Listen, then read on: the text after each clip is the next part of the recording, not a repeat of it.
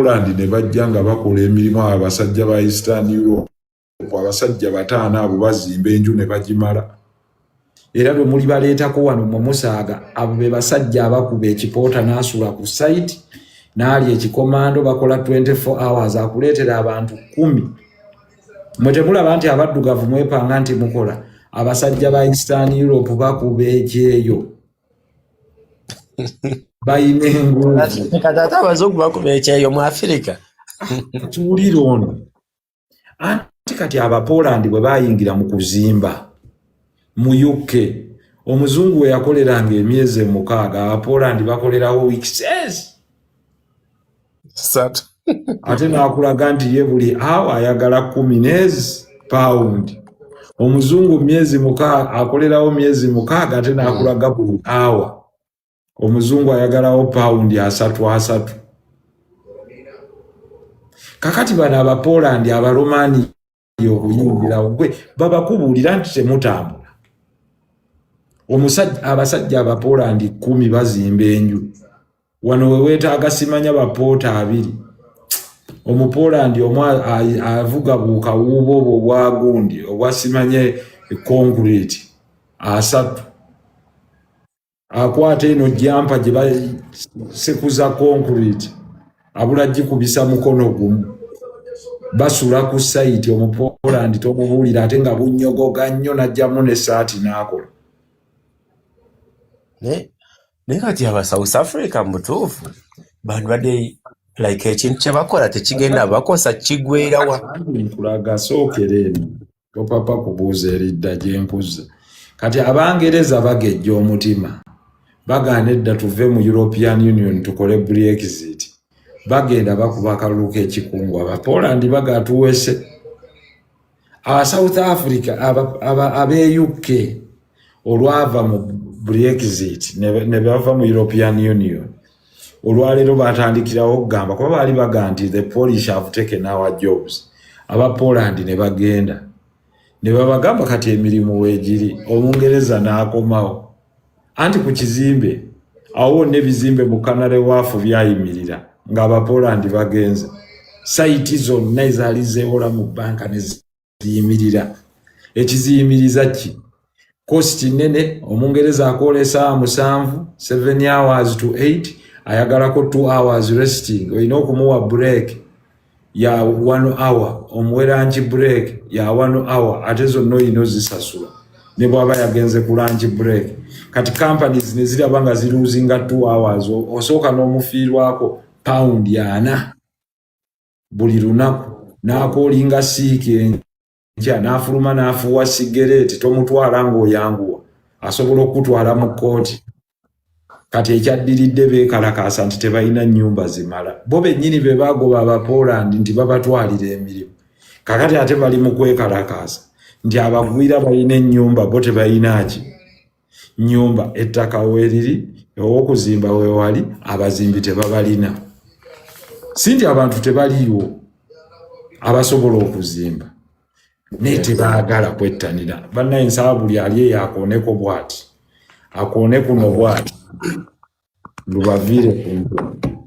kati omuzungu tasobola kulabirira mukadde munne webale nnyo Matomero mazima agikoonako bw'oti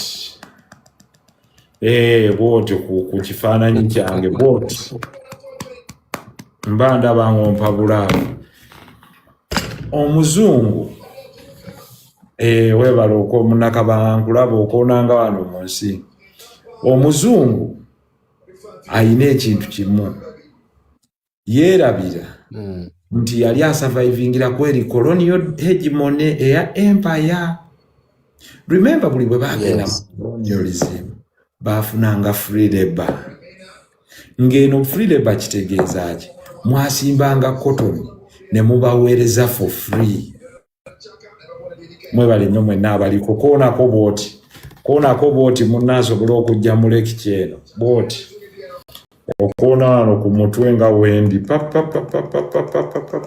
bw'oti kakati ne bw'oba oyina ekimuli osobola okisindikayo abazungu bano olw'okuba baasayivingiranga ku colonial hegemonies Nepo baali strategic neyanziza beya namba batuulanga ne basalawo nti ffenna buli omu agenda gavana ono ne bakwata South America eyo abaspaana ne bagigabana n'abaportuguese ne bagigabana nga yewali abantu baabwe abalina obbalimira era abalala ne babajjayo ne babaleeta eno ne bazimba kubanga during that time baali bafunye population explosion ng'abantu bangi nnyo mu Europe they have to look for elsewhere because civilization yali egenze mangu maaso tebafa nga bali mu ssanya balina amalwaliro nga naffe phase gye tuyitamu nga bazaala nnyo n'ebirala progress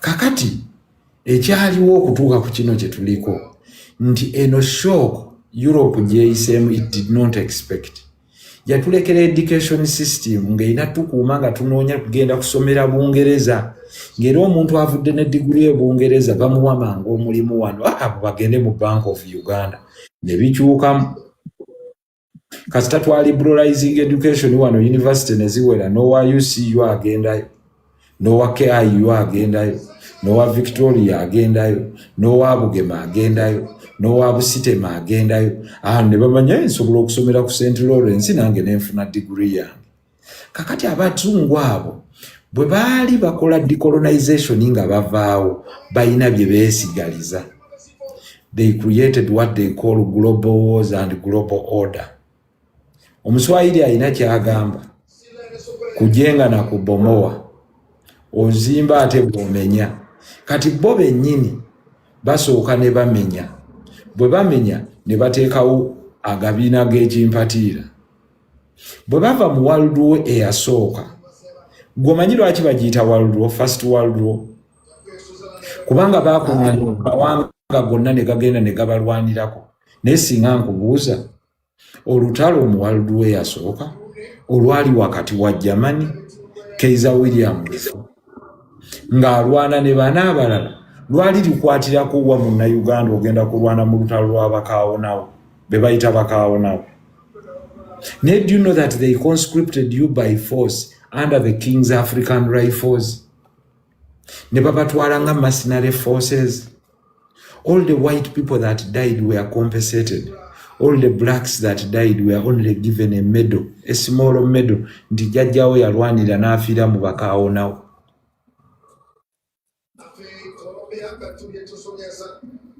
owulira kyengezaako okugamba mubadde muwulira abavubuka be babadde bakwata ne babatwala e Russia nga babasuubiza emirimu ne bafiira e Russia bano nno tebabaliwalinga na baliwalinga na mulimu bakwatanga ne bakuraidinga ne bagamba abali mu King's African Rifles mujje mugenda kulwana ne balwana mu First World War bwe baakomawo Second World War lwabalukawo era bennyini be baatwala ebyafaayo bikulaga nti more than 500,000 men from colonies baafa nga balwanira ku side ya Allied powers be baateekanga ku front line wali ne bakuba abo abalala ne babateeka ku maato ne batwala e Japan abalala babasinkingira mu maato abalala tebaalabikako bali all their families are still being compensated for olw'okuba twali under colonial rule mwatwalibwanga extended armed forces to support King's African Rifles muli magye ga kabaka wa Bungereza on an extended footing. Let someone not tell you nti colonization teyalina harm. Yes, eyina ebirungi bye yajja nabyo education n'ebirala but yali replacement ya slavery. In so doing, that was the drive towards what they called capitalism. Capitalism in the world meant you create a society of people who do not follow the rules. Then you create a second class of society, yebaita middle class, ngeyeri vulnerable, einakolerera bana abagagga, but also suppressing bana abavu. Then you okolewo ne society yaba serfs. Bebaali ba slaves, yono omwana abeera nga asoma taata we yajja kukola bikajjo kawolo ne bamuwaayo ka scholarship abametta ne bamugamba gwe omwana wo tetwamuwa sikaala kola ekikajjo ne bwe kikutemako omukono ye ng'alina kulima bikajjo. Kakati ate ne bano bametta waggulu waabwe nga waliyo ezo zi multinational companies ez'abazungu nga ze ziina bagamba eye Sugar Corporation. Ezo zijja zitya babeera ne banka, they control the finance system. Era omuzungu ye tomulaba nga ajja okukola. Umeme badde owuningibwa bazungu naye nga tobalabako. Era nga ne mu structure ya company tobalaba.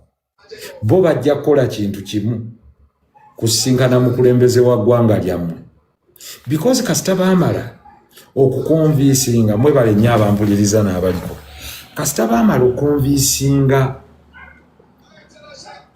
ba presidents ba Africa nti you cannot have homegrown solutions. President wa Africa buli bwojja ne bwojja n'omuwa idea nnungi ennyo akubuuza where have you done it before. N'omubuuza omuzungu eyakireeta yasooka kikolawo wa. Baasooka muwa chance in his home okikola. So if your country denies you a chance to do something first on its ground, kitegeeza bano aba African presidents are the real wound lyebbwa lyennyini erivaamu obuzibu bw'abaddugavu obutakulaakulana. Kubanga kyova olaba nti bateekayo tendering contracts ng'ate bagamba nti leeta bid security, owulira ng'erimu ate obuwumbi nga 2 kati 70 billion. Ate ne bagamba competing n'omuchina. Omuchina najja ng'afunye garanti okuva mu Exim Bank ya China kubanga ye muwagira as a state company. Bw'amala ogiteekayo gwe ne bagamba tojja kukola luguudo. Ate bo bennyini ne bamala ne bagamba nti tufa obwavu ate era twagala tudde eri China etuwoole. Gwe wagiwadde ssente ezizo zonna n'ezizaayo. Kyova olaba omwana wa Burkina Faso ensi yamwagadde. Kubanga ye yakutta abantu ba bulijjo n'abaga tugenda kuzimba highway neggwe etwala 6 ezza 6. Najjayo abasibe bonna mu makomera n'abaga wali. Olumala oluguudo luno ekibonerezo kutulolerako emyaka 4. Bakola olukola wali obalabi. Ate nga ne skills bali mu kuzifuna. Kakati fe wano buli bwoleeta goloza lwaki buli omu wana atya ogamba nnyina idea nnungi naye buli bayagala ogireetaka bagenda gibba.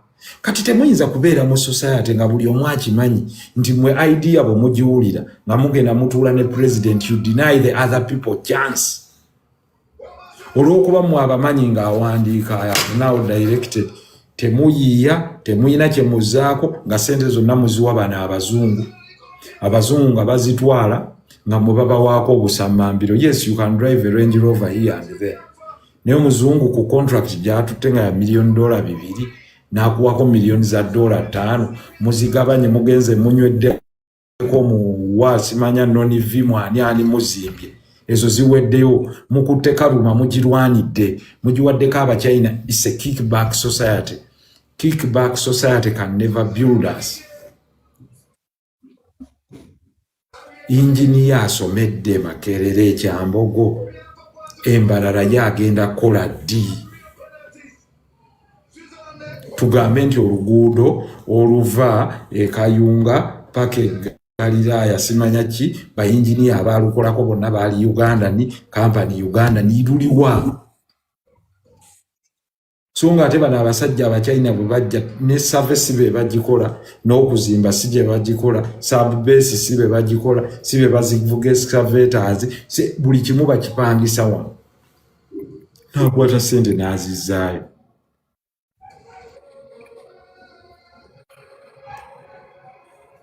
Kati mu byonna by'oyogerako nze pain yange egenda to me as an African, to me as a Ugandan, who I know that after having witnessed the World Cup, it's very clear that everything is biased against me. But should my own countrymen be biased towards me as well? Nabo beewunzike because the only way that we can have immense pressure to lemesa okkulaakulana from the Western world is to use our own nabo tuteekako engatto okuluba. We can't build a drone. Maybe Uganda is now trying to build its own tanks, ammunition and amare nebirala. But we have to do better in defense. And how can we defend ourselves? Nothing that we say together nebaganti waliwo gye bayita African Standby Security Force. Without it, you're wasting time calling yourself CDF, Simaya Uganda, CDF, Congo, CDF, what, CDF. What can you do? In case of there is a very strong foreign invasion, there's nothing we can do. CDF Sudan, CDF South Sudan, with very big titles, but never generals. CDF Kenya, Chief of Defense Forces Tanzania, Chief of Defense Forces Rwanda, Mozambique. What can we do if we don't have a united standby force to protect ourselves from the air, on the ground, and on the sea? That is what has made Iran strong. Its size, but also its commitment. It has committed people, abali bound together, hence able to defend itself.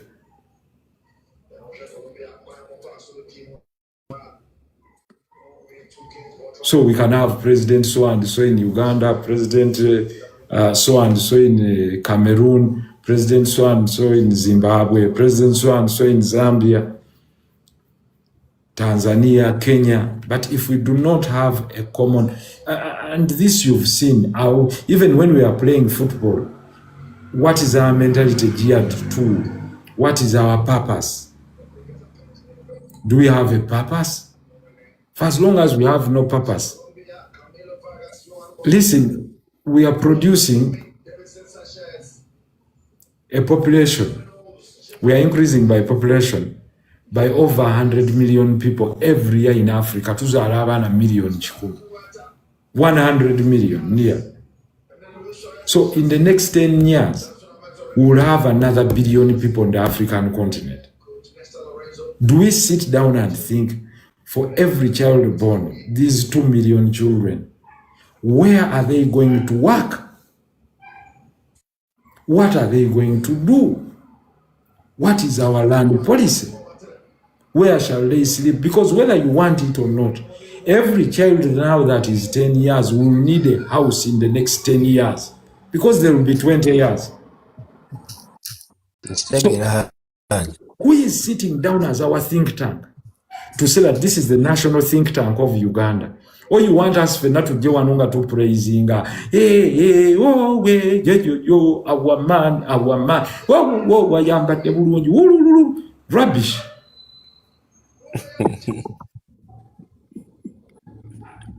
Rubbish fena tuyimbe nga buyimbi tajja genda wowe tajja genda omwana wo tajja genda, then what? The government can only provide 480,000 jobs. Abagirimu tebagala givaamu because retirement you can serve in government for the next 40 years. Eyaguyingiranga waabiri ayagala aguveemu nga wankaaga. Meaning for 40 years there is another population. Uganda bwebeezaala 2 million people every year. For 40 years, how many people must remain unemployed? So, how many are becoming 18 years? That is employable. Let's say are becoming 20s. If every year 1 million of them are becoming 20 years, that means in 40 years Uganda will have 40 million unemployed people.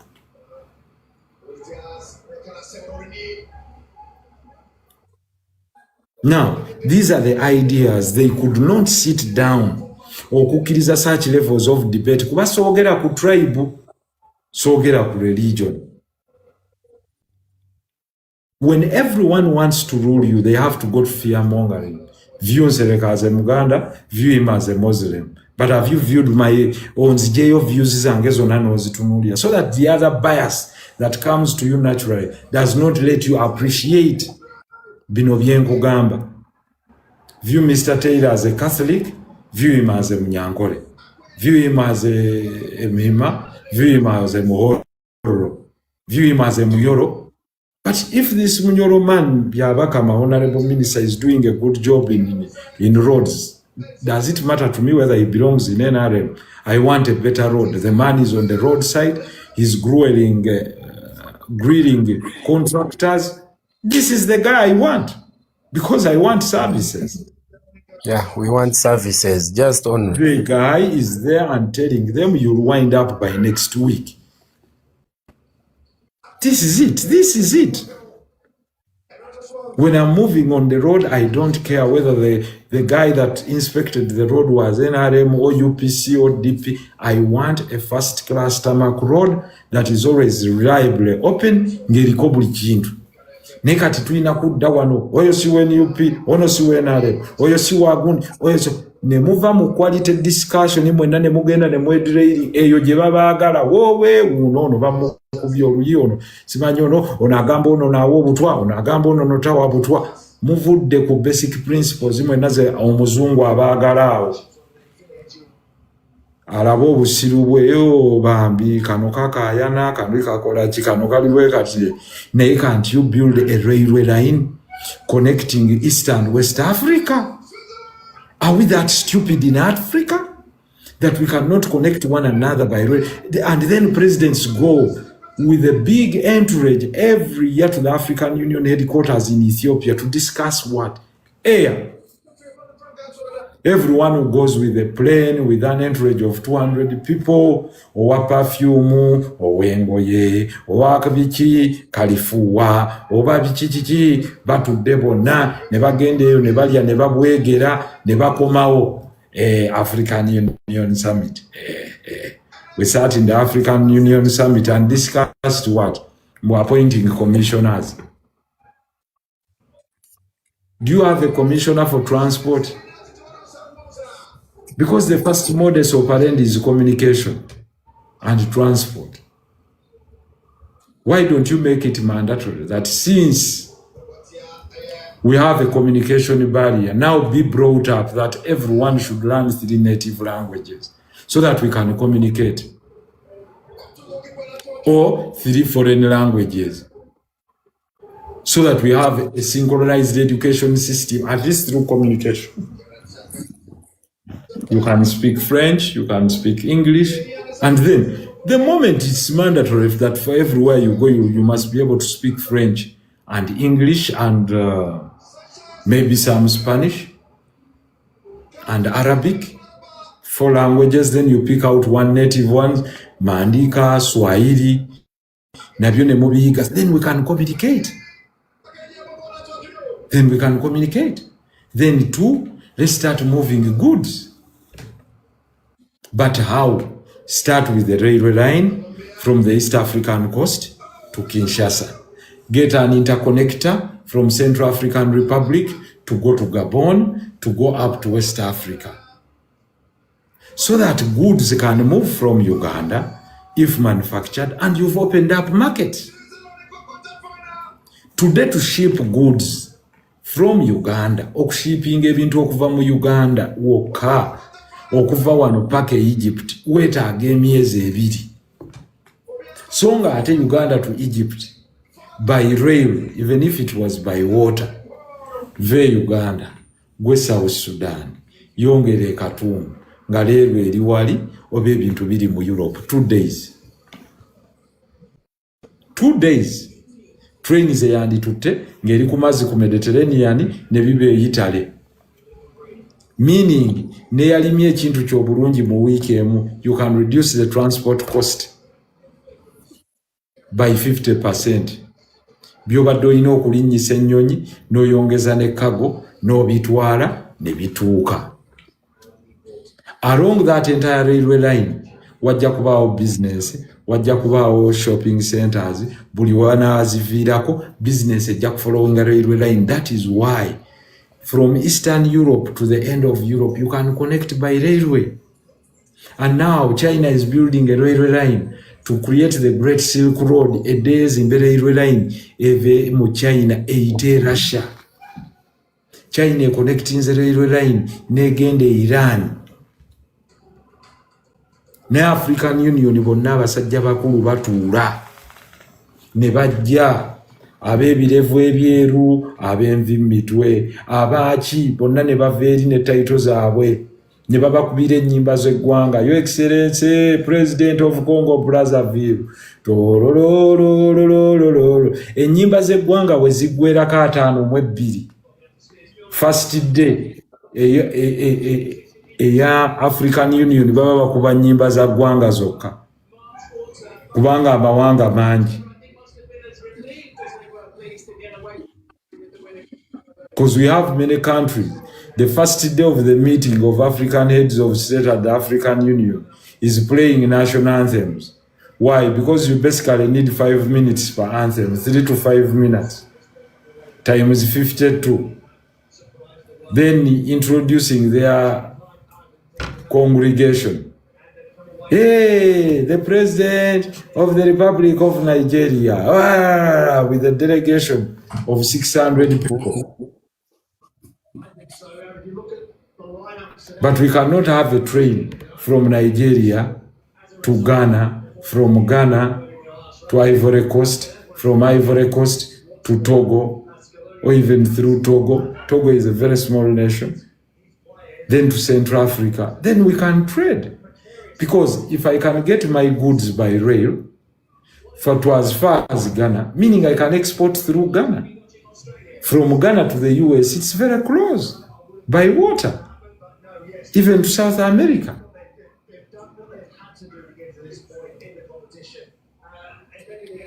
The only people that are trying to wake up, Southern Africa, the Lupito Corridor following the trail of copper from Congo to Zambia to Namibia. That's the Lupito. And South Africa now must understand that you're playing a very dangerous game. Congo was exporting all and making mainly imports of all its copper and some other equipment through your ports of Durban. You're very silly to talk about Congolese taking your jobs. Congo was exporting its entire copper cache, all minerals from Southern Africa, including landlocked Zimbabwe and Zambia, we are going through your ports. Now, there are 2 countries that are going to find evasive losses. One will be South Africa. Its ports will collapse. Why? Angola has opened up its ports and it's building a refinery of oil and gas. 2, Namibia is very aggressive with a very wonderful lady president that is pushing an agenda of having 0 loans for her country. Amazing lady. Big up the president of Namibia. You're very visionary. She's getting mines, every mine that is collapsing, ajiguza banansi and funding citizens to go and own these mines. Now, I've not seen an amazing lady like this one. Free university education, huge chunks of land, encouraging as many African people to come in. She's made visa entry free for all African nations. Big up President of Namibia. You're one of the shining stars that we have. Namibia has the following. It has uranium, it has copper, it has gold, it has every kind of mineral that you've dreamt about. It has the hugest reserves of uranium nearly in the entire world. I've not said in the entire world, but near. Huge reserves of copper, massive. And I'm talking of a country that has a population of less than 3 million people. Thank you, anyone from Namibia. Hey, yes. Anyone from Namibia, I'm really happy with you. Of course, thank you. We are looking forward to come and working with you. It has a seashore at the ports of Windhoek. You know? So now I come to appreciate the history, why the Germans were so targeted. It has huge exposures of oil and gas at the shores. So Namibia is a country that is huge with a vast desert, the Namib-Kalahari Desert, but also with vast land that is also arable, but with a huge potential, with a great leader. So if Africa could tap into the potential of our sister countries so that we work together, that means on average Namibia imports dairy products because of the huge amount of sunshine that it has. It imports food because of the desert. So there is a lot that we can provide here from the tropics going down southern. There will be demand for power, for factories. We have excess water here in the north and in the central, mainly the central region near the equator. We have enough water, Uganda, Kenya, Tanzania, DRC. Meaning we also have that rare commodity that the world is going to fight for. When you hear the Gulf countries and the Persian countries fighting, it's basically they are fighting for water. You saw how they were protecting the desalination plants. Ebyo ebimulungula amazzi ogajjamu omunnyo basobole okuganywa. Nali wano ne mbagamba nti we only need to do one thing. They give us a pipeline for crude oil, over for refined oil at their same price. We give them a pipeline for water. Saudi Arabia sent their spending for desalination. You only have to move a pipeline the Nile Basin countries. And how do you move it? You move it from Uganda, via Kenya, Ethiopia, Eritrea, and via the Red Sea. Ngamazi mugatusiza mudumu.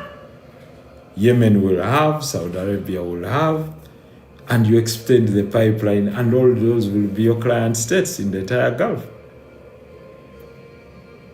So in return, you get subsidized petroleum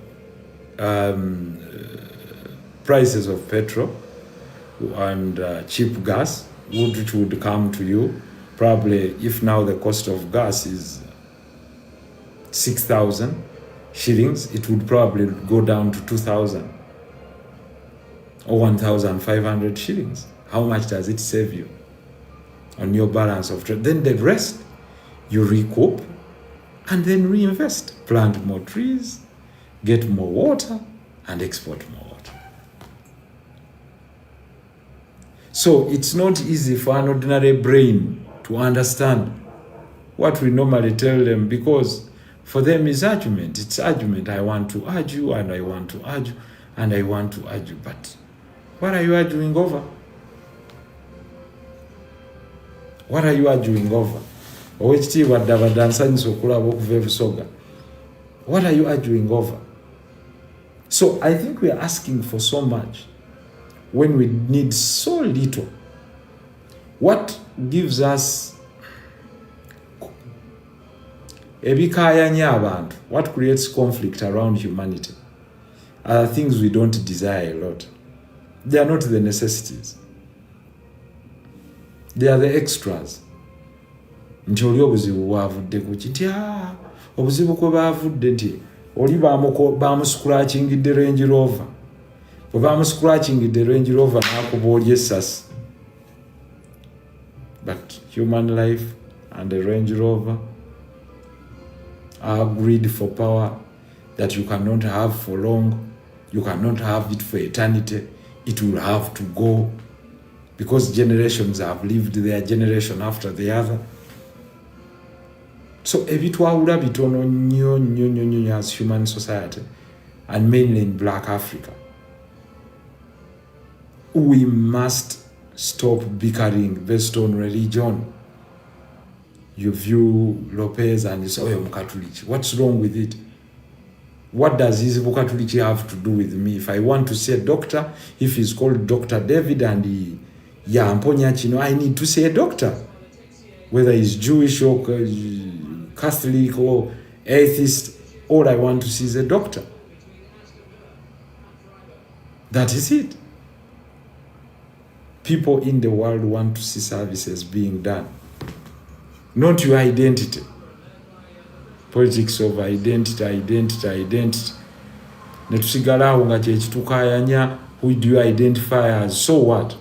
If I don't identify with you, then what? Why don't you look at the beauty that I have within you?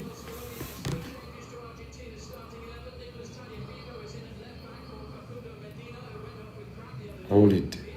I believe we can do a lot if we yes.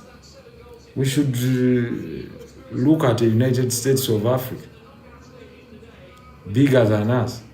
But these small piecemeals, we are always going to be in wars. Wars one after the other. Wars. Everyone is liberating his nation. And that's where you want you, because you become client states for their arms. So every African country is rearming. They are rearming themselves against what? Defense budget. Do you have really external challenges? All countries are rearming themselves against their own citizens. It's basically government buying arms to fight and kill their own people. Because the threat is not huge. I don't dream of someone saying, no, now tomorrow Mozambique plans to invade Uganda. And the reverse is true. What defense can Uganda put up if a force like NATO has decided to come for Uganda? Zero. Nothing. Because the other ones come in a group. That's how they defeated Gaddafi. And you could not respond as Africa in a group because you're decimated. Hold it. Kale kantandika bayita mubuzeeyo ku bibuuzo.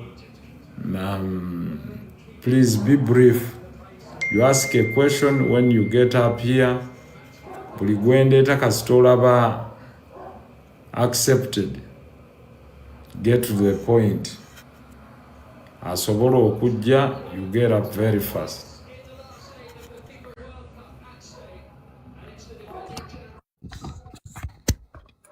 Yes, Aquaman, how are you? I'm okay, Honorable Sebo. Whether nkuwuliriza omulamu omulungi tugwagala. Yes, please. Yeah, but one of my questions that I keep asking myself, how should we be part of the development of our country? The way we love our country and we really want to do something greater. No, I want you to talk about Africa.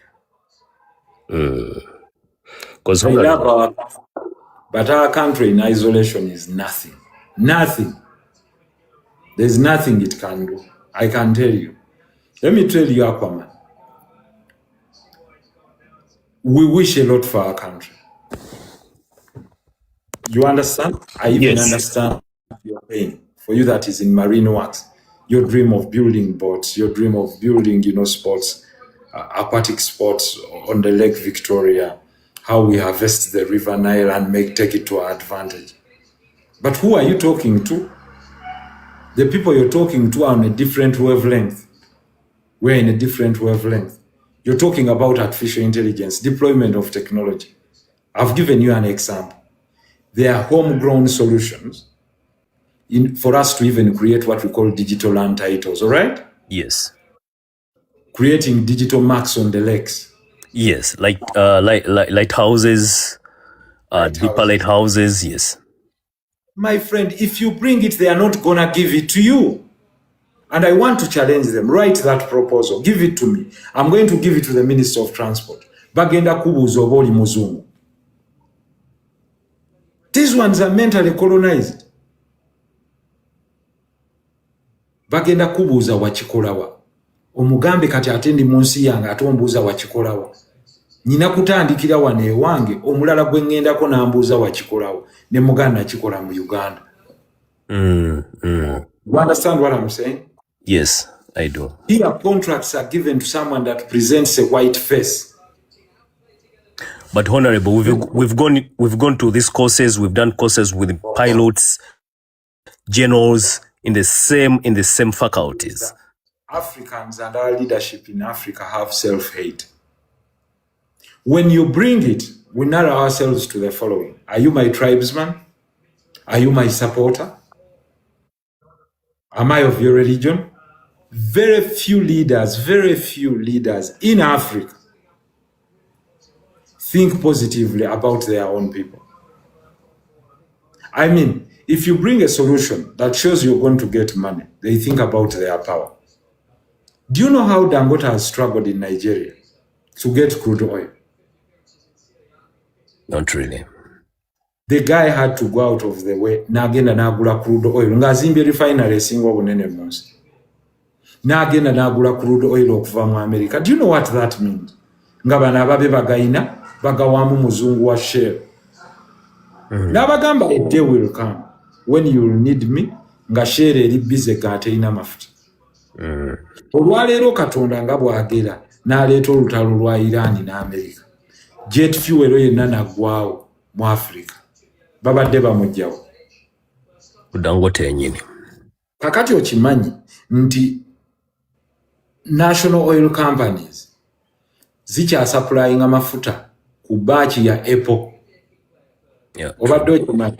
Because abantu abamu abali kuno tebamanyi even how the fuel curve flow ku chart etambula etya. Kati bano abagulayo amafuta bakyabawa allotment yaabwe ya Apple. Kyovula nti tonnaba kufuiringa shock prices zino. Kubanga oba wagula dda kati baba bakuleetera buleetezi kukola fulfillment of the contractual obligations. Kyovula nti ensi zigamba tuteresa amafuta gatumazaako emyezi emeka. Esatu gaba tegaliwo mu tanka ezo immediately. N'ekiba kitegeeza nti flow yaffe ne bwe tuba tetuyingiza foreign exchange gano gasobola okututwazaako ekiseera ekimala bwe kiti. Kakati guluza abakulembeze bameka abasobola okutuula mu paalamenti eyo nga bw'ogirabye etuula okuteesa nti kati tujjewo leader of opposition. Bannange kati ekyo kye muli mu kidandali. So whosoever believes nti mwina ne August House kati, I'm very sorry, not in a bad faith. I'm not disrespecting my colleagues. They are great in their own way. But in my opinion, I think there's nothing you're calling for. Because honorable now, we are looking at you. Ngomuntu avuddeyo n'ava yalwanirire skills, industrializations, abavubuka for the new generation here in the country.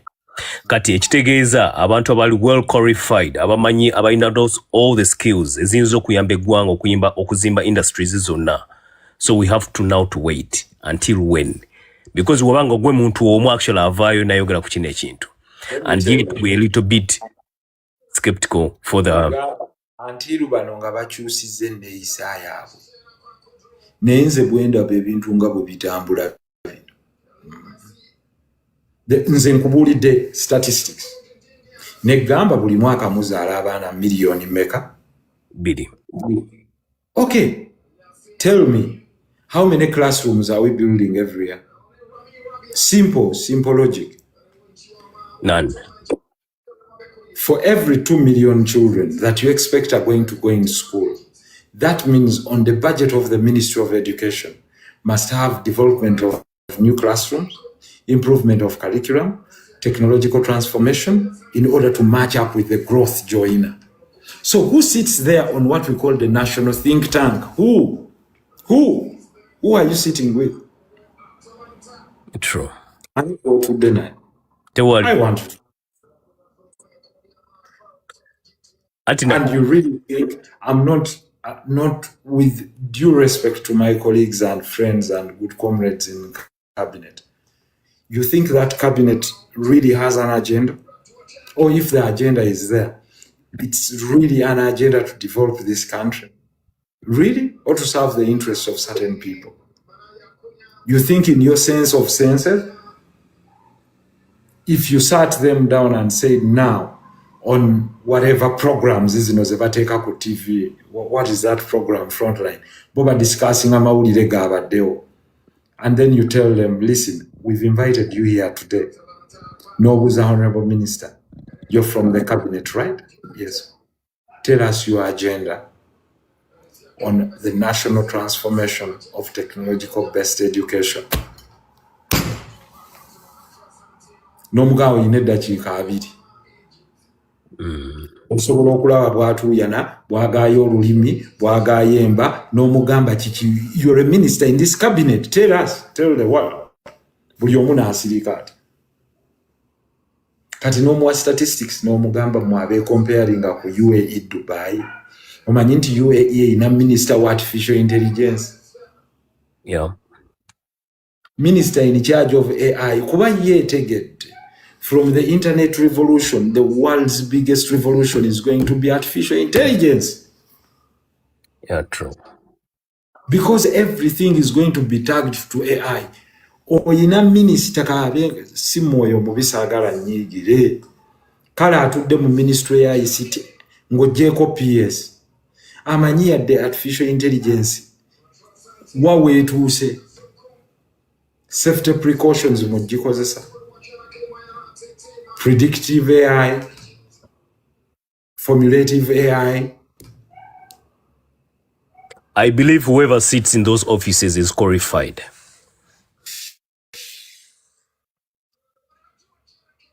Because that's how it's supposed to be. Honorable, twayogerako wano ntugamba whoever is supposed to be in the office should be qualified. Netwogerako ku Marine Classification Society to improve the achievements of the maritime. Ozemo should be. Are they? It's the question that we ask ourselves. And the answer is that the person you appoint to a ministry must be your chief advisor. Yes. This is not how cabinet ministers are appointed in Uganda. It's about regional balance. Nti bawe n'abeegundi bawulire nti baafunye. Do you know what AI is going to do, guys? Do you know what artificial intelligence is going to do? It has already started. It has already started. Do these people look at the battleground in Ukraine and see that there is no longer use for human soldiers near? Yeah. That they are deploying small drones, the size of this phone. It goes and fights. And they are training thousands of people on how to use video games. And you think you don't need the eSport Federation. Banabana bali ku PlayStation. Do you know how they move that joystick? The speed at which they have to move it without viewing. Yeah, true. Do they know that this is an existential threat?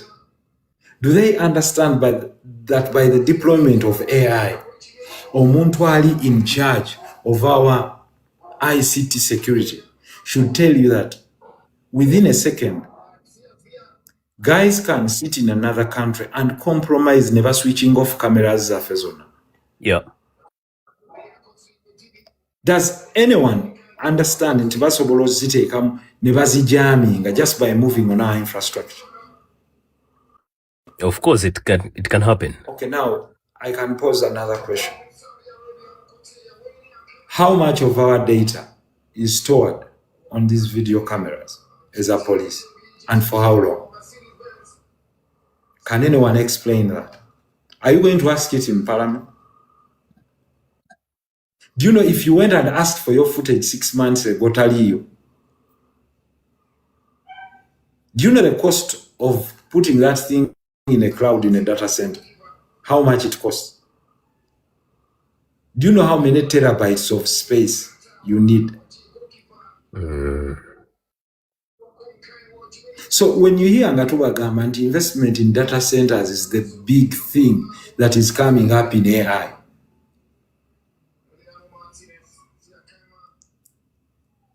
So bw'oba okuloopa nga munoonyereza evidence omusajja eyajja owa bodaboda n'akubira gundi ku kitaala boddayo bibasaba after 6 months babiina. No, the archive is always empty. Whatever, twayogerako wano, we talked about the software that can be developed in our countries. There are homegrown solutions for storages ng'ez'okolebwa. Omwana w'abantu bw'anaakireeta bajja mu masente bafune asobola okutuukirira president gwe baba bawa. In a country where brains of people are deprived because they don't have access through loyalty, is a country that will be subtle.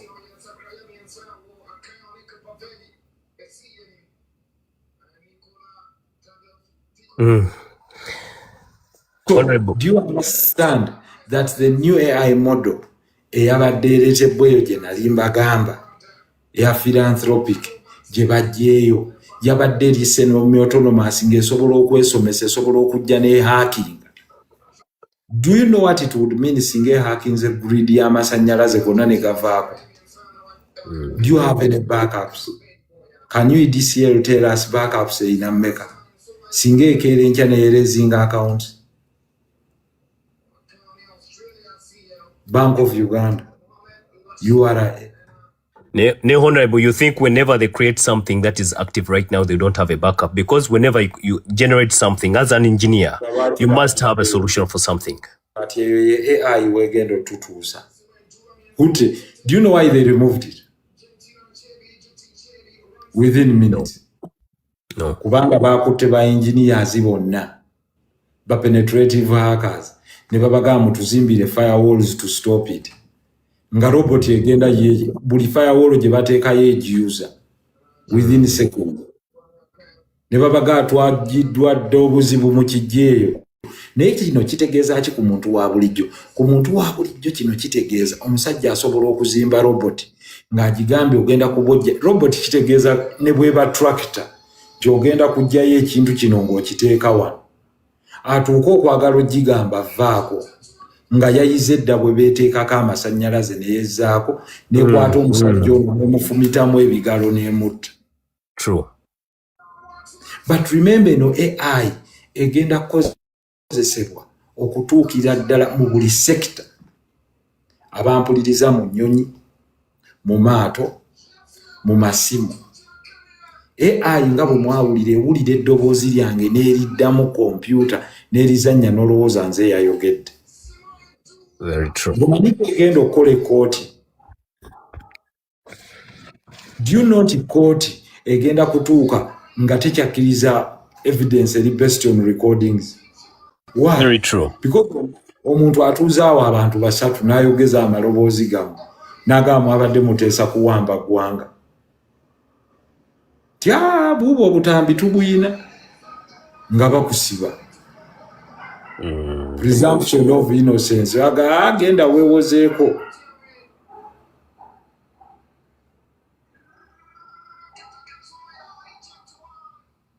Wetugenda si wangu. Ne Honorable Shirabotia, like in 5 years, where can you predict, can you make your projections in 5 years? Wetunabera with this AI. Because in Daba, everything's changing at a high rate. If it is not, because you see there is a problem. We have a capitalistic world. Kati abasajja nga Elon Musk, they are too greedy for money. Yayagala sente. And you see, when the capitalistic society of multinationals, as corporations, start controlling politicians by the use of money, and they determine who becomes president of different countries, then we've lost it all. Because then you're serving them. You must serve their interests. It's like what you can call the dark world. Abantu gye batamanyi eri eyo.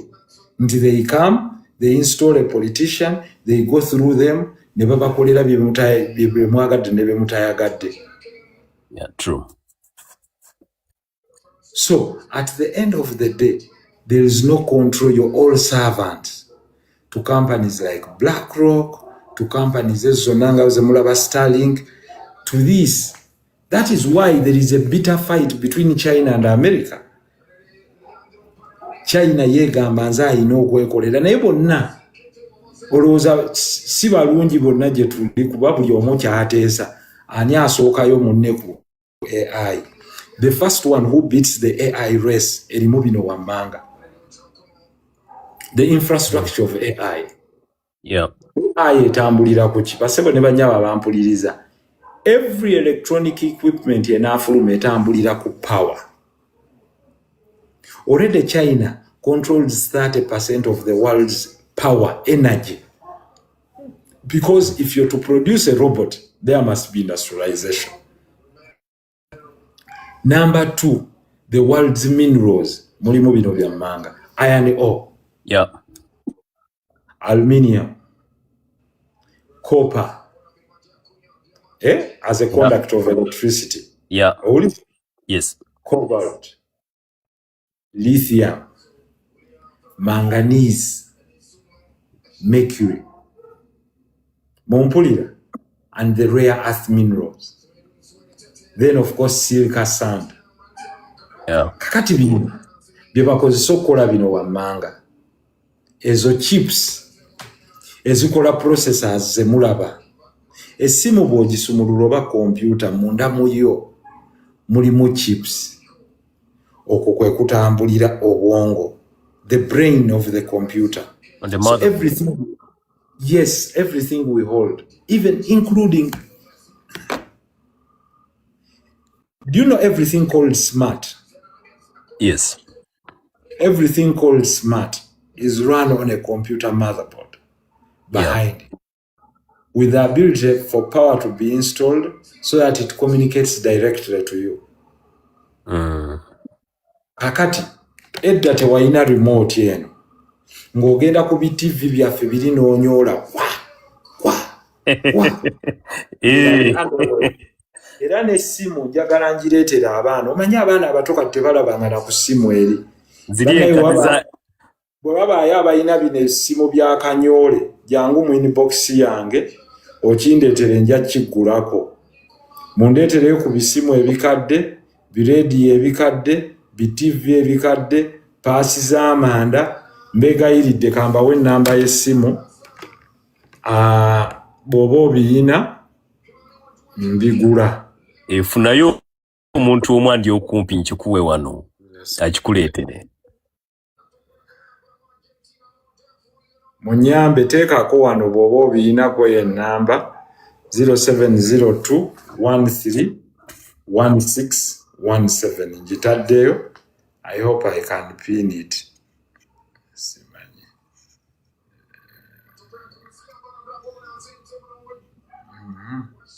Kasita abagirabye musobola oginteerayo.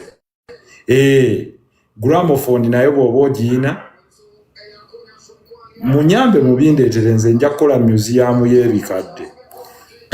Ebyo nanga nkadde, ebyalaani biri ebya singi, ebyasookawo ebikadde, it's okay.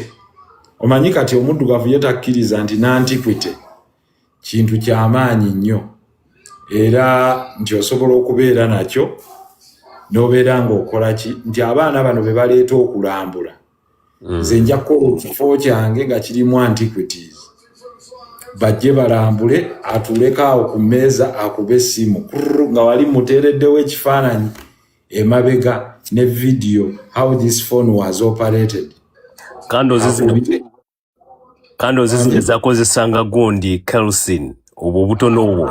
Tadooba. Eyo naye nze nebuuza transformation ya gundi ya flow of kerosene through a thread ate ne producing omuliro. There you go. Tadooba omwana agirabeko. Owulidde. Naye ndowooza butadooba bo bakyabukola ne mu kisenyi obwo bwangu okufuna. Naye njagala abantu balabe stoovu, abaana alabe sitima ne bwe bagikuma ey'akatimba. Ebiri mu antiquity. Abaana basobola obbiyiga. So mbadde nkulaga TV eri ey'akabuto gye wanyoolanga kwa negendako. Ne balaba mpulire. Ne balaba ku TV ya black and white n'obateerako black and white naga oli omulaba ali mu black ono omulaba ali mu ki. So kyekimu ne remote eno. Anyway, wenna we tugende wali smart. TV eyo ojja kusobola ogiteekamu. Naye eyina rare identifier number of every appliance. Kitegeeza ali e China asobola okumonitaringira ku TV. Kyova owulira nti America ate emmotoka z electric cars okuyingira. America bamanyi bye bakola n'omuchina kati naye abikola. Buli equipment gy'olina nga ya mu America is a surveillance equipment. Asobola okubegerako. Kyova olaba kati batya nti omuchina bw'oyingiza BYDs n'emmotoka zaabwe ne bwe ziba zisinga Tesla mu katale ka America. Not only are they cheap, naye kitegeeza buli ky'okolerako omuchina aba akifuna back there. kakati nga ogiyingiza n'ogiparkinga mu military complex kati yaate Omumerika bw'aba akuwa ekiki ekyo takigamba aga no tugulirawo akataleko buli limu tukiteekewo.